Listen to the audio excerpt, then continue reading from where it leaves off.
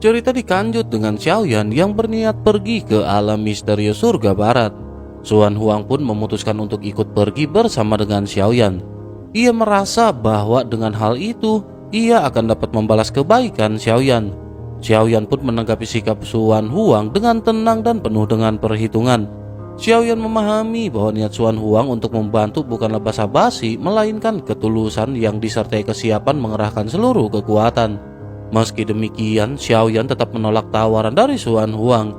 Kedatangan Xiaoyan ke dunia gunung dan lautan memiliki tujuan pribadi, yaitu menyelamatkan Raja Tianzang dan menemukan citra Dharma Samsara. Konflik internal yang terjadi di dunia gunung dan lautan hanyalah peristiwa yang terseret secara kebetulan, bukan tujuan utama Xiaoyan sejak awal. Xuan Huang juga pada akhirnya tidak melanjutkan bujukannya. Xuan Huang telah menyaksikan sendiri kekuatan Xiaoyan selama perjalanan ini. Walaupun tingkat kultivasi Xiaoyan tampak tidak setinggi miliknya, kemampuan tempur nyata Xiaoyan berada jauh di atas. Fakta tersebut justru membangkitkan semangat Xuan Huang untuk terus mengasah kultivasinya. Perjalanan di dunia gunung dan lautan penuh rintangan dan bahaya, tetapi juga memberikan hasil yang tak terduga.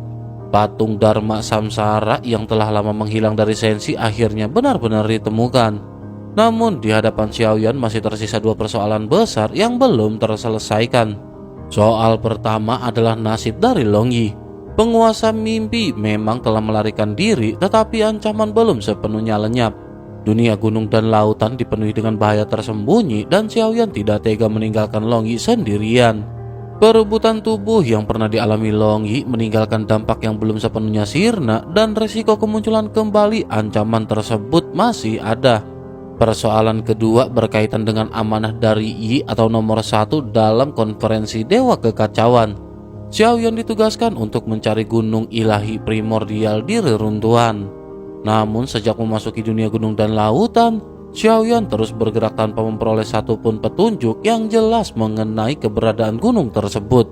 Ketika Xiaoyan menunjukkan tekad untuk meninggalkan dunia gunung dan laut, Xuan Huang mengajukan permintaan yang sangat serius. Xuan Huang menyampaikan keinginannya agar Long Yi tetap tinggal di dunia gunung dan lautan.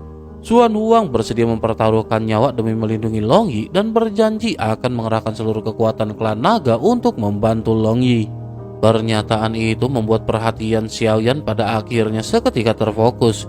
Xiaoyan kemudian memanggil Long Yi keluar dari reruntuhan roh pagoda pemurnian dan menempatkan Long Yi kembali di sisi mereka.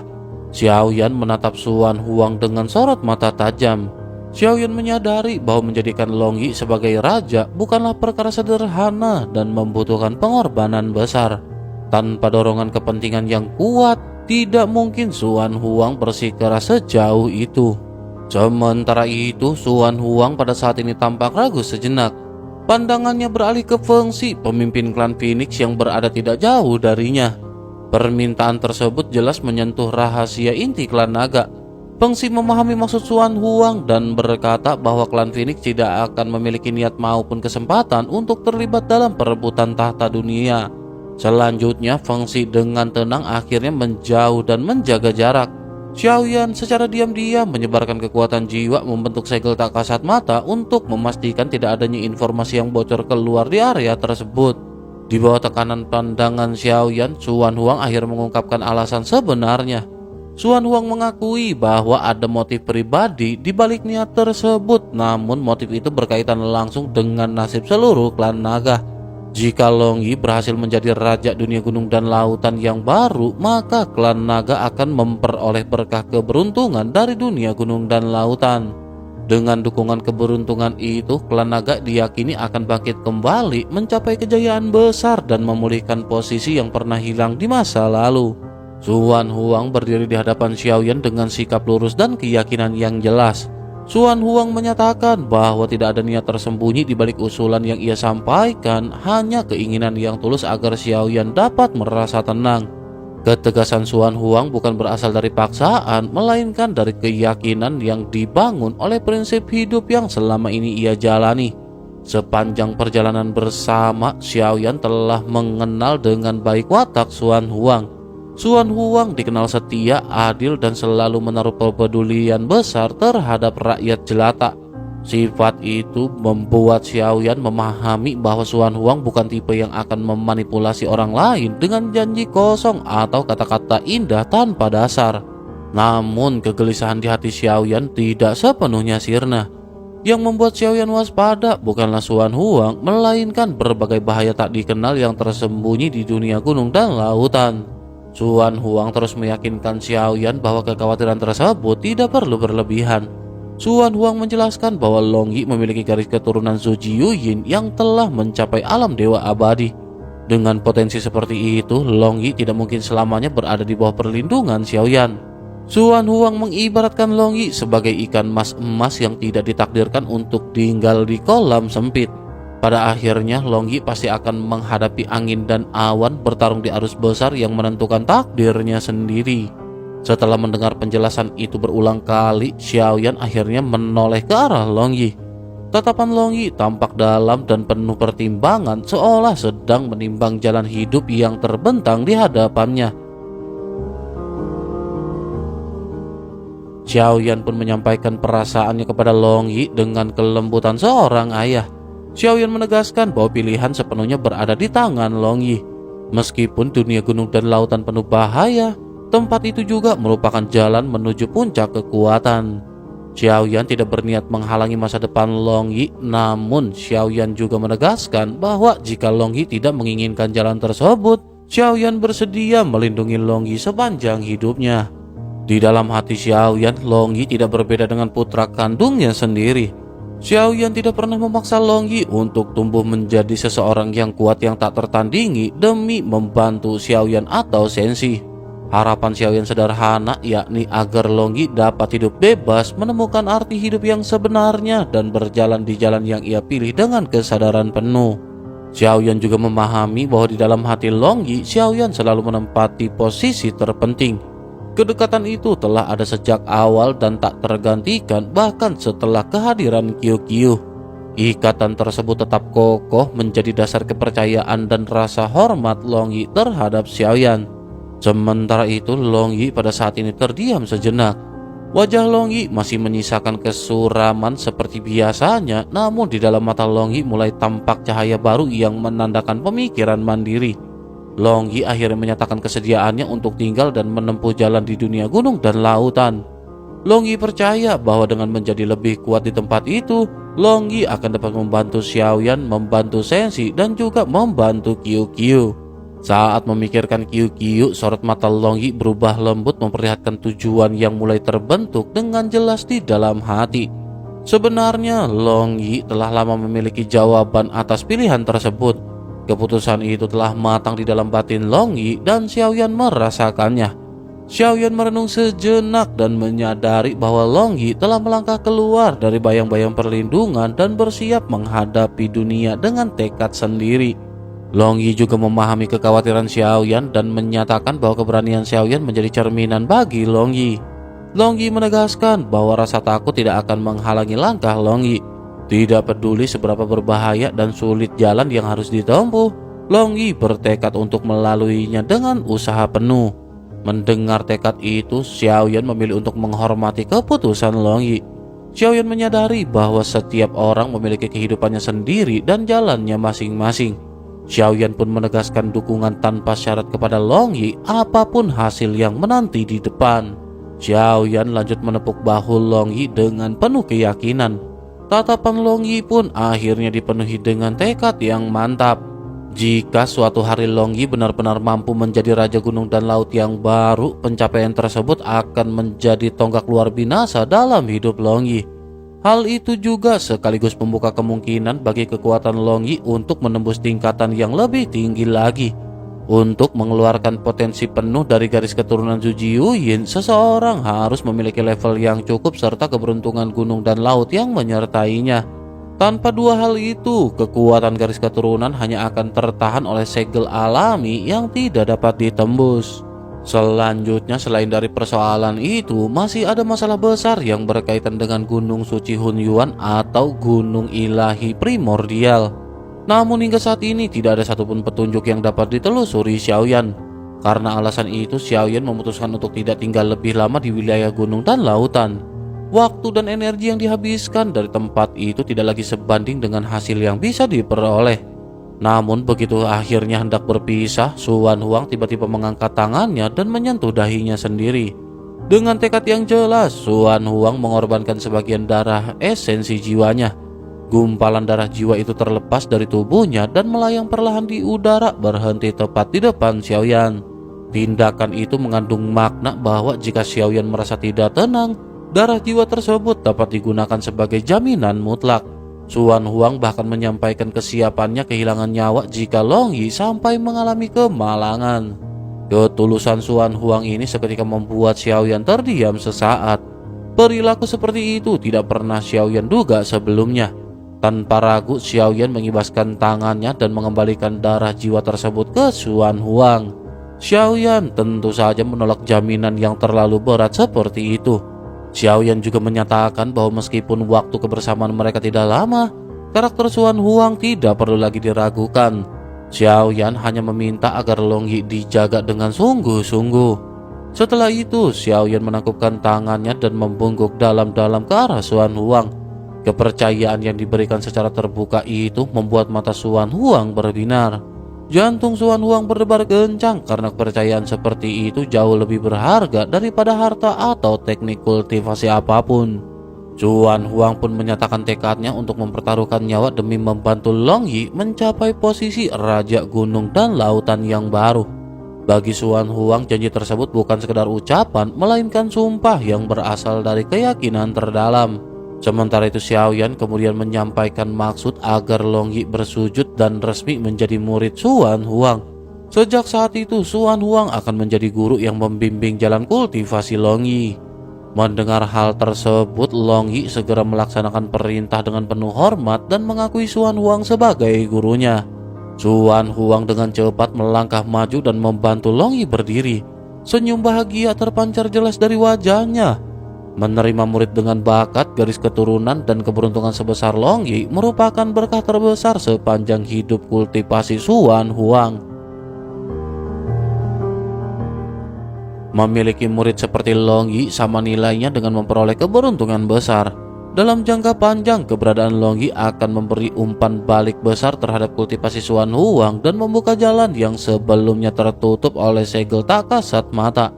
Akhirnya sebelum berpisah, Suan Huang pada saat ini kembali melakukan sebuah tindakan dengan niat memberi balasan atas segala yang telah dialami Xiaoyan sejak meninggalkan dunia sensi. Suan Huang membuka mulutnya. Dari dalam tubuhnya seberkas cahaya keluar dan melayang di udara. Cahaya itu perlahan membesar lalu berubah wujud menjadi sebuah puncak gunung yang menjulang tinggi. Dalam sekejap gunung tersebut muncul dari dasar laut yang dalam, memancarkan aura purba yang berat dan stabil. Suan Huang menyampaikan bahwa benda itu diperoleh secara kebetulan dan Xiaoyan seharusnya mampu menebak asal-usulnya. Tatapan Suan Huang penuh dengan ketulusan dan pengakuan terhadap Xiaoyan tanpa sedikit pun niat tersembunyi. Begitu merasakan aura yang terpancar dari gunung tersebut, sebuah dugaan kuat muncul dalam benak Xiaoyan. Bentuk, tekanan, dan fluktuasi kekuatan yang dilepaskan sangat mirip dengan legenda yang pernah Xiaoyan dengar. Dugaan itu mengarah pada satu nama yang sangat dikenal di kalangan para ahli kuno, yakni Gunung Ilahi Primordial. Sementara itu Suan Huang kembali menyatakan dengan tulus bahwa menerima Long Yi sebagai murid merupakan keberuntungan besar bagi Suan Huang. Suan Huang juga menyampaikan maksud bahwa Gunung Suci Hunyuan mungkin dapat berguna bagi Xiaoyan. Gunung itu diharapkan dapat memberikan sedikit bantuan dalam perjalanan kultivasi Xiaoyan ke depan. Sikap Suan Huang ini mencerminkan kejujuran sekaligus rasa syukur yang jarang terlihat. Xiaoyan pun menerima semua itu dengan sikap tenang dan tidak berlebihan. Perjalanan di dunia gunung dan lautan memang tidak memberikan keberuntungan besar dalam bentuk harta atau kekuatan instan. Namun setidaknya tingkat kultivasi Xiaoyan telah berhasil menembus dari tingkat ketiga menuju ke tingkat keempat. Terobosan ini menjadi fondasi penting meskipun seringkali setelah mencapai satu tingkat baru, keberuntungan yang diperoleh tampak tidak sebanding dengan usaha yang dikeluarkan. Jika dilihat sekilas, hasil yang diperoleh Xiaoyan ini tampak sederhana. Namun di balik itu terdapat makna yang jauh lebih dalam. Hubungan antara Xiaoyan dan Xuan Huang menjadi semakin erat, sementara Long Yi menetap di dunia gunung dan lautan dan berpotensi untuk menjadi raja baru. Bagi Xiaoyan, ini merupakan keberuntungan terbesar yang tidak dapat diukur dengan sumber daya biasa. Segala tindakan yang dilakukan Xiaoyan secara tidak langsung telah meletakkan dasar bagi konflik besar antara Senshi dan Taixu. Meskipun demikian, Xiaoyan tidak pernah menggantungkan harapan pada dunia di luar Senshi. Xiaoyan memahami dengan jelas bahwa dalam dunia ini, terutama dalam hal bertahan hidup, tidak ada sesuatu pun yang benar-benar dapat diandalkan selain kekuatan diri sendiri. Hanya dengan menjadi kuat, seseorang dapat bertahan dan melangkah lebih jauh. Jalur kultivasi yang ditempuh oleh Xiaoyan menekankan perkembangan yang dialami dan berkelanjutan. Selama Xiaoyan terus melakukan perjalanan antar dunia, peluang baru pasti akan muncul, memungkinkan Xiaoyan menembus segel-segel yang membatasi dirinya sendiri. Sebaliknya, jika Xiaoyan hanya menetap di Senshi, kemungkinan stagnasi akan semakin besar. Perjalanan lintas dunia juga berfungsi mengguncang tatanan lama, membuat berbagai dunia tidak lagi sepenuhnya terpisah dari pengaruh Senshi. Xiaoyan telah mengunjungi berbagai dunia dan dari setiap dunia tersebut, Xiaoyan memperoleh kekayaan dan pengalaman yang mungkin belum pernah memberikan dampak besar dalam waktu dekat. Namun dalam jangka panjang, akumulasi ini berpotensi mengubah arah nasib dan kekuatan Xiaoyan secara menyeluruh. Akhirnya dengan satu pikiran, Xiaoyan pun menyatukan kesadarannya dengan gunung tersebut. Seketika Xiaoyan merasakan fluktuasi yang tidak biasa mengalir dari dalam gunung suci Hunyuan, seolah gunung itu memiliki kehendak dan denyutnya sendiri. Ketika kekuatan jiwa Xiaoyan sepenuhnya menyatu ke dalam gunung suci Hunyuan, muncul sensasi tarikan yang sangat kuat seperti daya hisap yang tidak terlihat namun tidak terelakkan. Dalam sekejap kesadaran Xiaoyan seakan-akan berpindah. Xiaoyan segera berdiri di kaki sebuah gunung raksasa yang menjulang tinggi dengan puncak yang tidak dapat dilihat oleh pandangan maupun persepsi jiwa. Aura kuno dan berat menyelimuti sekelilingnya, menandakan bahwa gunung suci Hunyuan bukan sekedar benda mati. Ini tampak seperti eksistensi yang menyimpan kekuatan dan rahasia yang mendalam. Di bawah telapak kaki Xiaoyan terbentang tangga berselimut salju yang menjulur menuju puncak. Ini menyerupai jalan kultivasi tanpa ujung yang dipenuhi dengan ujian. Setiap anak tangga memancarkan tekanan samar seolah menyimpan kehendak kuno yang menunggu untuk disentuh. Xiaoyan pun mengangkat kakinya dan melangkah ke anak tangga pertama. Begitu telapak kakinya mendarat, kesadarannya langsung bergetar hebat. Dalam sekejap, Xiaoyan merasakan seolah seluruh kekuatan telah dikerahkan secara bersamaan. Hal ini meliputi kekuatan fisik, tingkat alam kultivasi, hingga kekuatan jiwa, dan ketiganya saling menyatu serta beresonansi. Beban tak kasat mata menekan namun tidak bersifat menghancurkan, melainkan menuntut penyesuaian total dari keberadaan Xiaoyan. Ketika kaki Xiaoyan benar-benar menapak dengan stabil, sebuah kekuatan halus namun dalam langsung menyatu dengan tubuhnya. Kekuatan itu menempa daging, tulang, dan jiwa secara bersamaan. Fluktuasi halus menyebar dari dalam kultivasinya, menandakan adanya pemurnian yang terjadi secara alami tanpa paksaan.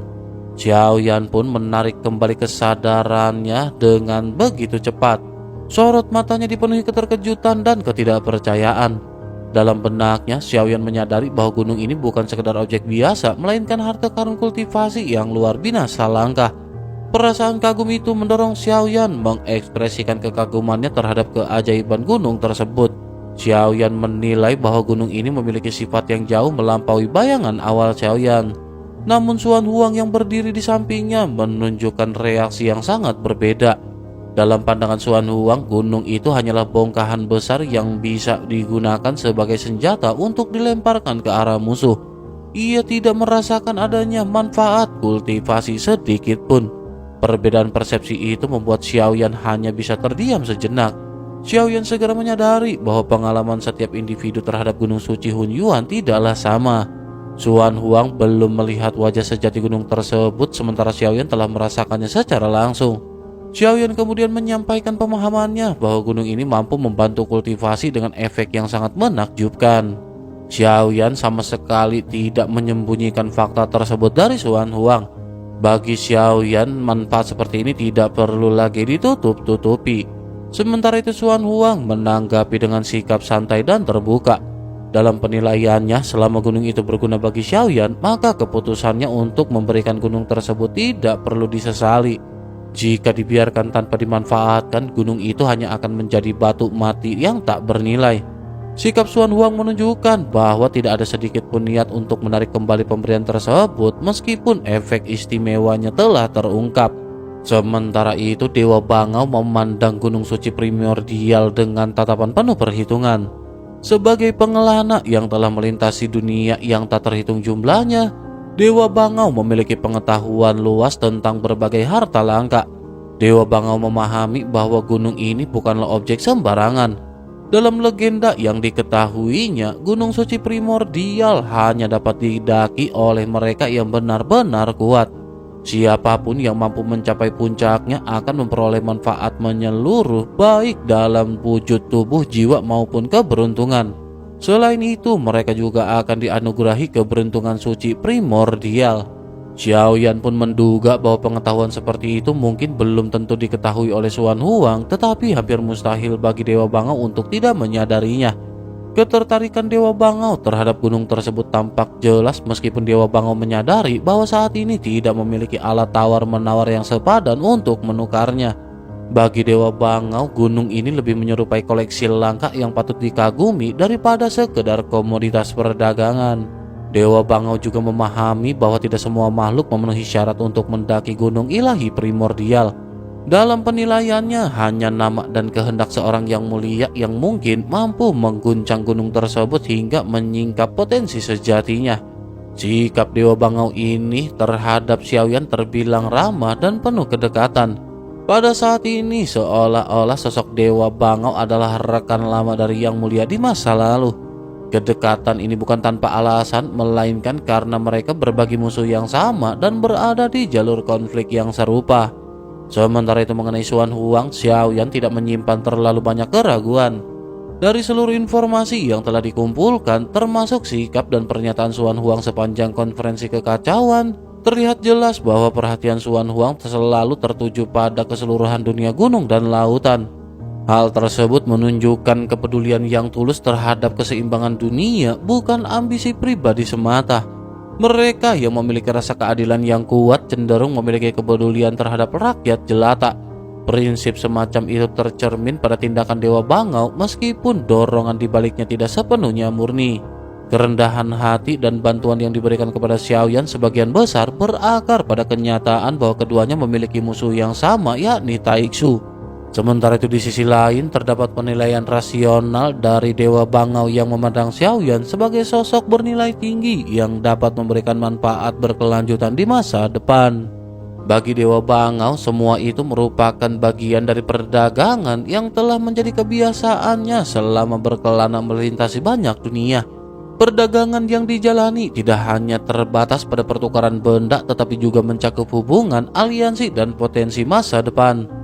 Dengan cara tersebut, Dewa Bangau menempatkan diri sebagai pedagang sejati lintas dunia yang telah melampaui tingkatan biasa. Pertempuran bukanlah pusat kehidupannya dan jalur kultivasi yang ditempuh jelas berbeda dari mayoritas praktisi lain. Sementara itu Xiaoyan pada saat ini tampak dipenuhi dengan keraguan yang mendalam. Gunung Dewa Hunyuan memiliki arti penting bagi kultivasinya sekaligus menjadi bahan dari tugas yang diberikan oleh satu.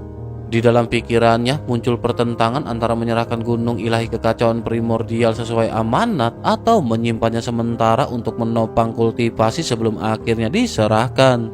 Namun pada akhirnya Xiaoyan memilih untuk menata urusan yang lebih mendesak. Xiaoyan memberikan penghormatan dengan sikap serius kepada Xuan Huang dan menyampaikan maksud agar Longyi dipercayakan kepadanya.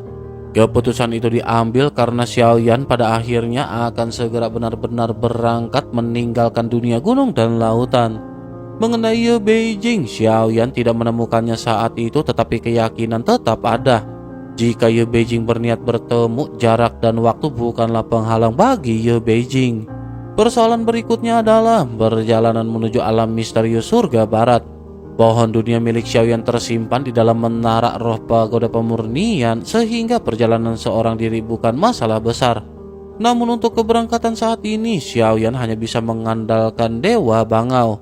Mengungkap keberadaan dari menara pemurnian jelas bukanlah pilihan. Dewa Bangau pun memastikan kesiapan Xiaoyan dan menyiratkan bahwa keberangkatan dapat dilakukan kapan saja tanpa halangan. Sebelum berpisah, Xiaoyan pada akhirnya memandang ke arah Raja Tianzang. Patung Dharma Samsara telah disimpan dengan aman dan karena kondisi belum memungkinkan untuk kembali ke Sensi, Raja Tianzang harus pulang terlebih dahulu. Tatapan Xiaoyan mengandung kekhawatiran sekaligus kepercayaan. Raja Tianzang memahami maksud itu dan menjelaskan bahwa dirinya memiliki jalur pulangnya sendiri.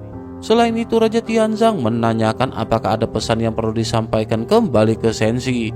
Xiaoyan hanya menyampaikan satu hal sederhana agar semua orang mengetahui bahwa Xiaoyan berada dalam keadaan aman. Senyum tipis terukir di wajahnya, namun di balik itu tersimpan perasaan berat. Setiap kali meninggalkan Sensi, waktu yang berlalu selalu mencapai ratusan tahun. Kenyataan tersebut membuat Xiaoyan menyadari bahwa dirinya tidak pernah bisa tinggal lama. Xiaoyan juga memiliki rasa berutang budi terhadap mereka yang menunggunya semakin dalam seiring berjalannya waktu.